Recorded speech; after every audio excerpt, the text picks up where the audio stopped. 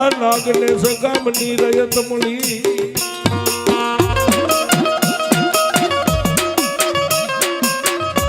આવડા જગ્યા મળી અને શિખરબંધ મંદિરનું નિર્માણ કર્યું.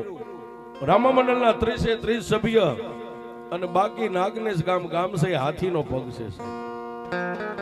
એકલા હાથે તાળી ન પડે,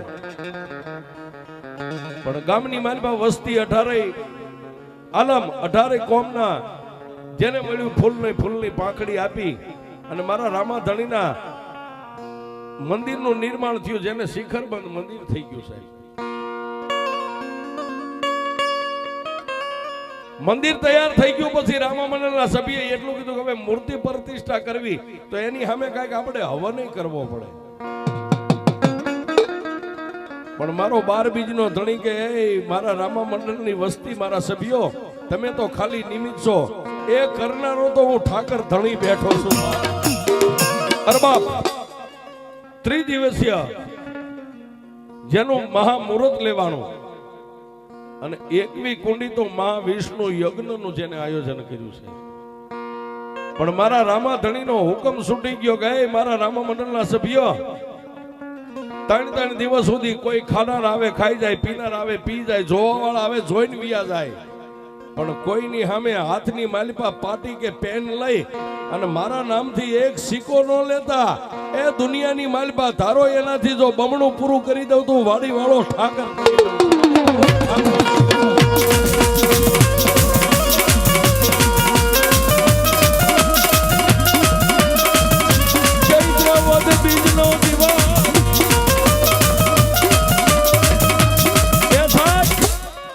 ચૈત્ર વદ બીજના દિવસે પૂર્ણાહુતિ થઈ, પણ ભરેલો એમના ભંડાર ખાધું ખૂટે નહીં. ખાવા વાળા ખાઈ ગયા, જોવા વાળા જોઈ ગયા. અને તેથી આ રામમંડળને એમ થયું કે ના, એ આપણા બાવડે આપણો હિન્દવો ધણી ઉભો છે સાહેબ. પણ વાત કરતા વાર લાગે અને એ સમયની માલિપા આપા વિહામણની જગ્યાના મહંત એવા જેને દેવતાએ આત્મા કહેવાય, મારા ઠાકરની પાળિયાદના ઠાકરની પધરામણી નાગનેશ ગામની માલિપા થઈ છે.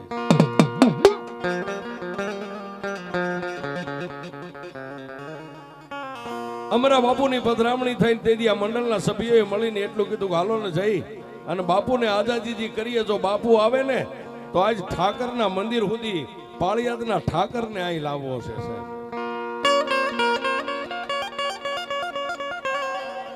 30 સભ્ય જઈ અને પાળિયાદના ઠાકર એવા અમારા બાપુના પગે પોતાના ચરણની રજ માથે ચડાવીને એટલું કીધું કે બાપુ, નાગનેશ ગામના પાથરની માલિપા એક વાડીએ અમે નાનું એવું મંદિર બાંધ્યું છે. જો આપ આપણા પવિત્ર પગલા ન્યા પાડો ને તો અમારી ધરતી પાવન બની જાય. પણ સાહેબ, અંતરના ઊંડાણની એનો કોક વેદું મળે તો વંચાય, ચોરે બેહી નો ચિતરાય, મારા ચિત્તની વાતો શંકરા. આ ત્રિસયની જ્યારે લાગણી થઈ ને ત્યારે પાળિયાદના ઠાકર અમારા બાપુએ મનની માલમાં વિચાર કર્યો કે એ સભ્યો, તમે આવ્યા ને મારી સામે લાગણી લઈને આવ્યા છો, પણ હું 12 બીજનો ધણી તમારી પહેલા ન્યા આવી ગયો છું. બાપ,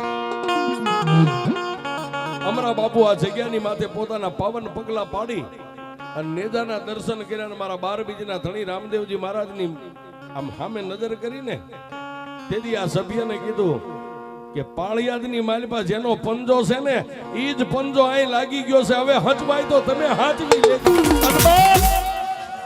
તેથી અમારા બાપુએ આ મંડળના સભ્યને એટલું કીધું કે ઠાકરની પધરામણી કરી છે, પણ એક અહીં નેજો એના નામનો ખોડજો, એક થંભ ઉભો કરી દો, નેજો ખોડી દો. અને નેજા વાળો છે ને તમારી ઇજ્જત ને આબરૂ કોઈ દી નહીં જવા દે. કેવા વાળા કઈને વિયા જાય, પણ પાલન કરવું ને એ કઠિન છે સાહેબ. બોલી જવાય મિત્રતા આપણે ગમે ત્યારે બાંધી શકીએ, ગમે કદાચ હોગ આવે છે જુનાગઢ જાવ તો ત્યાં તમારો મિત્ર મળી જાય, પણ મિત્રતા નિભાવી દોયલી છે. અમારા બાપુએ કીધું કે ઠાકર અહીં આવી ગયો, પણ ઠાકરના નામનો નેજો ફરકાવી ગયો. આટલું કહી આશીર્વચન દઈ અને અમારા બાપુ તો અહીંથી નીકળી ગયા, પણ 30 સભ્ય મળીને વિચાર કરે કે હવે ઠાકરનો નેજો ફરકાવવાનું એક ઠાકર કહી ગયો છે. વાત કરતા વાર લાગે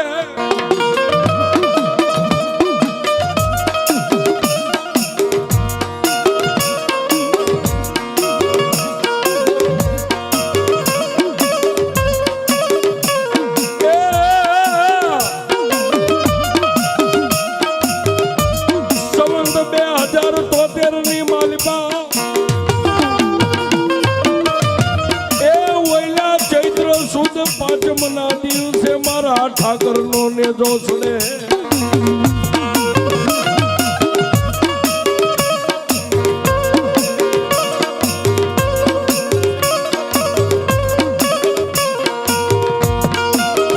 ચૈત્ર સુદ પાંચમના દિવસે થંભનું લાકડું ઊભું થઈ ગયું છે,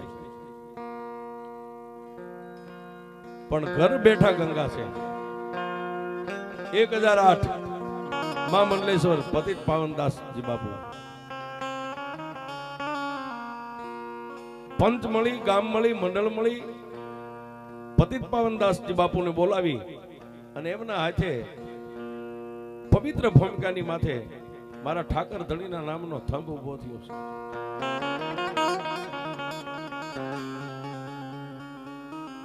વાત કરતા વાર લાગે, સમયને જાતા વાર ન હોય.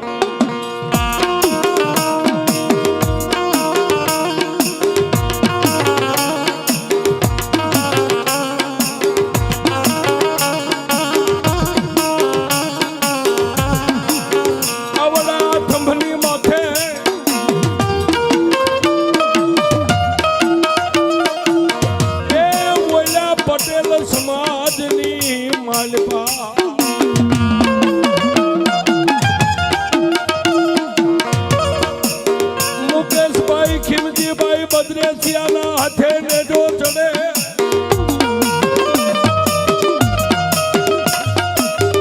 એ મારા ઠાકરનો નેજો આપે મંડ્યો લેરાવા.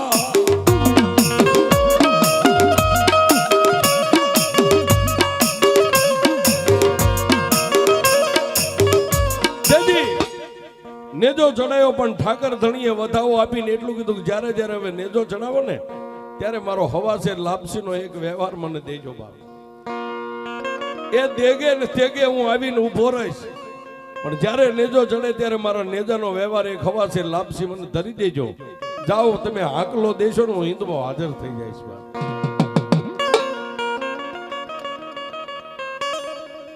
મારા 12 બીજના ધણીએ આવો વ્યવહાર બાંધી અને નેજાનું નિશાન ફરકી ગયો, આપે નેજો મંડી ગયો લેરાવા. મંદિરનું નિર્માણ થઈ ગયું, મૂર્તિ પ્રતિષ્ઠા થઈ ગઈ, 21 કુંડી માં વિષ્ણુ યજ્ઞ થઈ ગયો, નેજો ફરકી ગયો. પણ હવે આનું પાલન પોષણ કરનાર કોણ હોય? આપણે ઘર ચણીએ તો એમાં હવાર હાંજ હંજવારી પોતું કરવું પડે.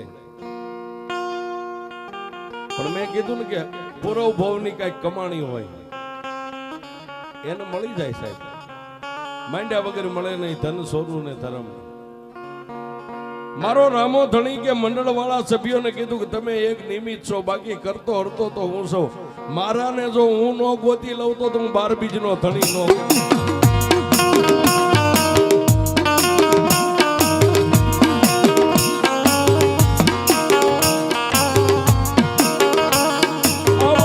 મંદિરની માલિપા હવારા હાંજે આરતી,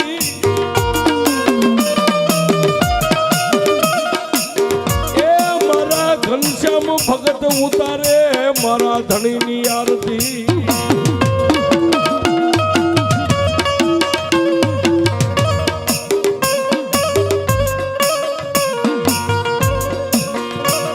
આવડાય મંદિરની માલિપા સાફ સફાઈ વાળે સોળે.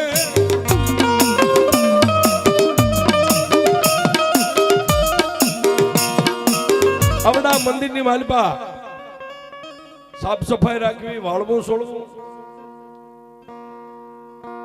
સાહેબ અમુકના આમાં નામ બોલીએ ને તો આપણને એમ થાય ઘરે કોઈ એમ કે આટલી હંજવારી કાઢી નાખ તો નો કાઢે, મરી જાય તો હાવેણીનો હાથમાં પકડે. એવા રવિરાજસિંહ અને વનરાજસિંહ ઝાલા સાહેબ હંજવારી પોતા કરે હાવણી હાથમાં લઈને ત્યારે રૂડા કેવા લાગતા મારો ઠાકર ધણી કે એ કાળા માથાના માનવી એકવાર જો અહીં હંજવારી